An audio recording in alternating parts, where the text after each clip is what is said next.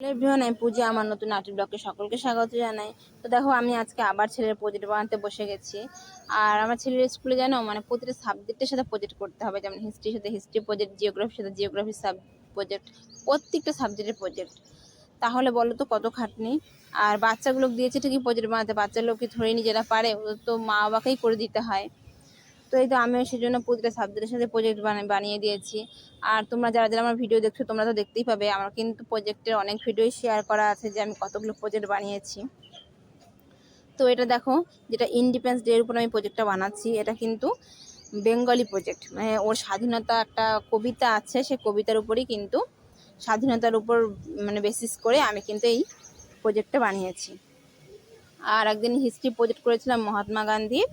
ওই প্রজেক্টে কিছু লেখা বাকি ছিল মহাত্মা গান্ধী আর নেতাজি সুভাষচন্দ্র বসু সম্পর্কে, তো সেটারও লেখাটা আমি আজকে লিখে দিচ্ছি। তো সেটা তোমাদের ভিডিওর মাধ্যমে আমি যে শেয়ার করলাম। আর আমার এই ড্রয়িংটা কেমন হয়েছে তোমরা অবশ্যই কমেন্ট করে জানাবে, যেটা স্বাধীনতার উপর আর ইন্ডিপেন্ডেন্স ডের উপর আমি যে ড্রয়িংটা করেছি এটা কেমন হয়েছে অবশ্যই কমেন্ট করে জানাবে। আজকের মতো এতটুকুই।